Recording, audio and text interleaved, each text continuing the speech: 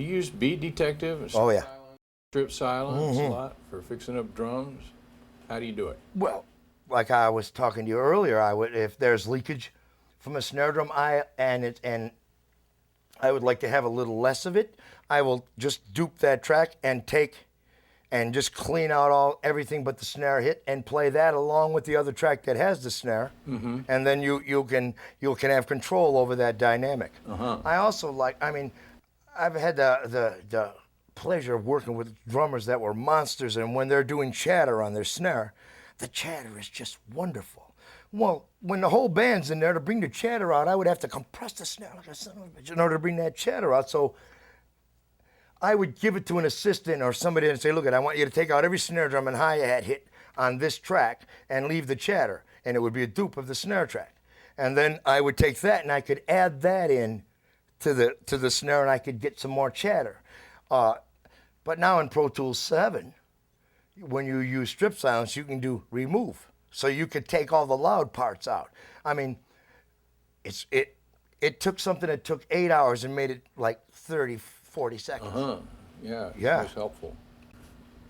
How far do you go when you're trying to improve drum tracks? Do you take it right down to the single hit and move each one of these things around? Well, yes. I have when I've been forced to, yeah. I mean, if I get a track and and the drums are all over the place, I'll break it down to 16ths and cut every single 16th and make it work. And then, but it really doesn't really, it's even though it's right in time, it still doesn't end up with the fire and life that you would get from a really great performance. A really righteous performance. Yeah, a righteous performance. That's a good one, a righteous performance. So I'll also, before I go ahead and chop up a whole drum thing, I'll look and see if the guy's got a bar or two here or there and that really works, and then I'll use that instead of that exact thing. Since you're playing with a click, you can just jam that thing That's right right. in there over the problem areas. Put it over there, yep. Cutting and pasting. That's right, it's the greatest thing.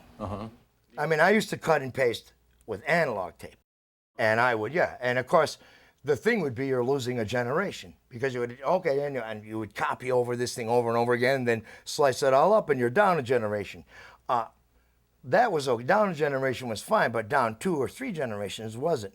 Whereas here, it's data. It's numbers. There are no generations. When you adjust the time for a bunch of drum tracks at once, do you move them all at one time? That's right. I move the whole thing. What do you do with the holes that you make when you move something like that? I will pull out the fronts. In other words, if a guy had rushed a section and then it's laying and there's a spacer, I will pull out the front of the next hit and then do a crossfade there. And if that doesn't work, I will stretch them a bit. Do you ever have to make sound, interpolate the sound to fill in the holes? Oh yeah, in other words, you're right. Say if I'm pulling this out and that's got some leakage, and over here, right after this certain point the bass drum hits, I will duplicate, say, a little piece there that fits, and that'll be fine too. So it's a matter of it's all hearing, it's all listening to it. If after you've cut it up, I mean, I don't know, but I've heard things that were cut up that sounded so cut up, I couldn't deal with it. But I think that if you put the time into it, you cut it up, you can make it look and sound, you can make it sound like it hasn't been cut up. And that's the whole game. So there's no set way of doing that. There's no set way of doing that, right. But you do what you can, but the whole idea is to do what you can without stepping on the fidelity of things, the audio. In other words, so it doesn't sound all cut up, and without losing like the vibe that you're searching for in the song.